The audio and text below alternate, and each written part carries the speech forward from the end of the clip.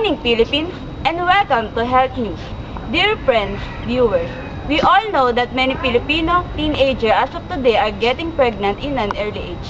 To become aware, we will talk about the early pregnancy among teenagers to our country. And here with us today, the very intelligent, lovely Obigani specialist from St. Luke's Hospital. Even she is busy right now, she is here to share some information regarding to this. So let's welcome Dr. Abigail Labao. Good morning, Doctora. Good morning. Welcome to our show. I'm glad that I'm here today. There are lots of topics that we will be talking regarding why it should happen. The cause and effect of early pregnancy to the health of a teenage mom and her baby. So let's start. Doctora, we are wondering, what are the risk factors for the teen mothers and for the baby? You know what? Teen mothers are more disadvantaged. They are often associated with an alcohol. They also face financial difficulties and marital conflict, having a lower earnings and lower emotional maturity. Relationships are under more stress for breaking, and the risk factors of the children of teen mothers face a negative health and behavioral outcomes. This may result from lack of maturity. The baby will receive lack of proper nutrition that may result to have an underdeveloped intellect, and because the mother of the baby is a teenager, she take for granted the baby that will be the risk factor of abuse. So, Doctora, is there any different effects when the teenage mom raise a boy child than a girl? For the teen mother who raised a boy, there's a possibility that the boy will be incarcerated as he grows up because of the negligence and poor guidance of the mother. And for the girls born to teenage mom, it is more likely to become teenage mothers. So, meaning to say, because of lack of parental supervision, this might be happening. Yes, absolutely. But there are also some teenage moms who become responsible for their child, so it just depends on the mother. It's her choice on how she will grow her child. Doctora, what do you think are the possible reasons why teenage pregnancy is very common to our country nowadays? Actually, that is a good question. It is very common to teenager because, first, some of the parents don't give too much attention to their children, especially those parents who are in abroad.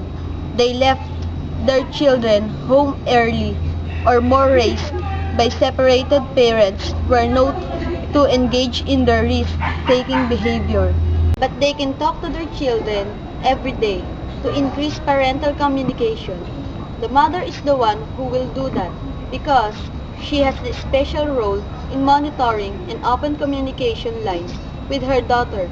Orienting the child with proper values early helps her imbibe it in their lives and keeps her from peer pressure. For all the parents who are watching right now, please keep a family intact, set up to your home to avoid this to happen. Doctora, thank you for the information. Viewers, now we are aware for this one of the problems in our country. Next topic, we are going to talk about drug addiction. So don't go away. Health News will be right back.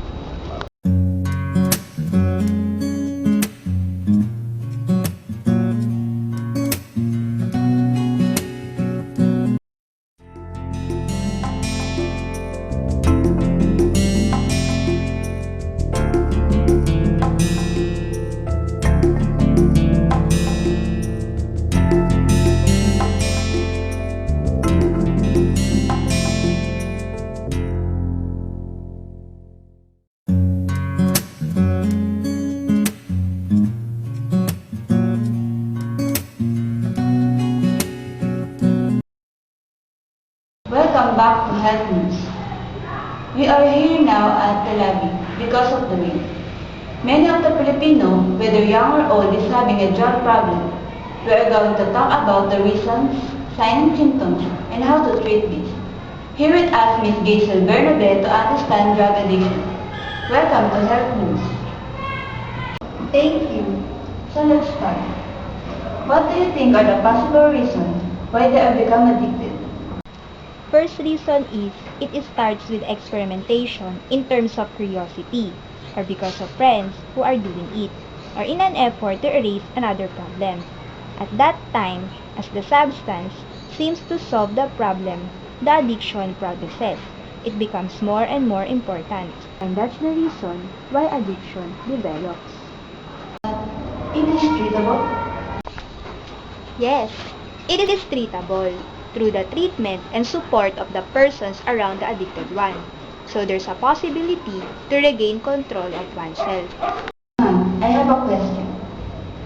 Why do some drug users become addicted while others don't? You know what? Vulnerability to addiction differs from person to person. Some users increase their vulnerability because of family history in addiction and early use of drugs. So it depends on the person who are users. Ma'am, what are the common silent symptoms of drug addiction? Someone builds up drug tolerance. Someone uses drugs to avoid withdrawal symptoms. They lost their control over drugs, and their lives revolve only to drugs, even if it hurts them. We have a question that will be flashed on the screen.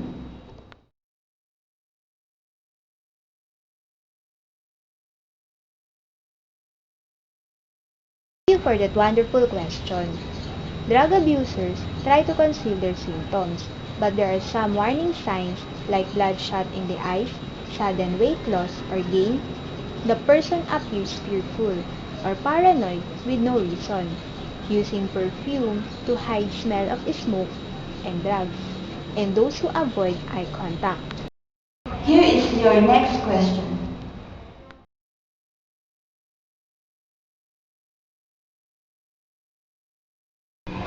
First thing that you have to do is to talk to the person about your concerns and offer help and support. Don't protect them to hide your problem. And lastly, don't force them to change. Let your friend until he realize that he needs an essential step along the way to recover from drug addiction. Thank you for sharing your knowledge regarding to this matter. It is such a wonderful talk with you. Thank you for inviting me here. Viewers, I hope that you learned a lot to our topic for this day. Happy weekends to all of you. Thanks for watching.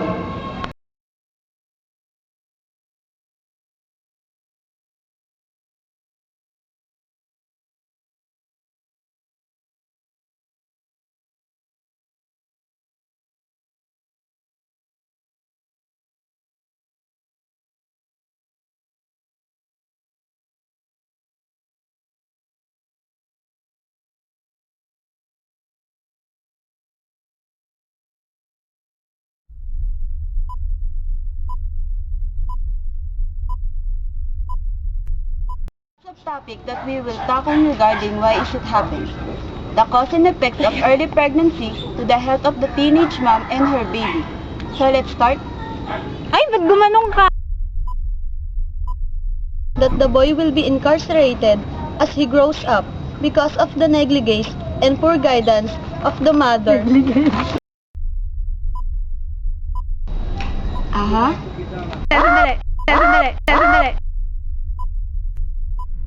Here with us Miss Gaisel Bernabe to understand drug addiction. Welcome to Health News.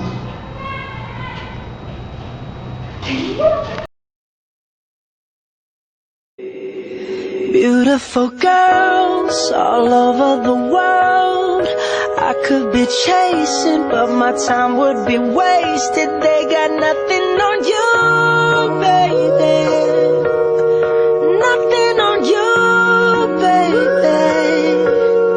They might say hi, and I might say hey, but you shouldn't worry about what they say, 'cause they got nothing on you, baby.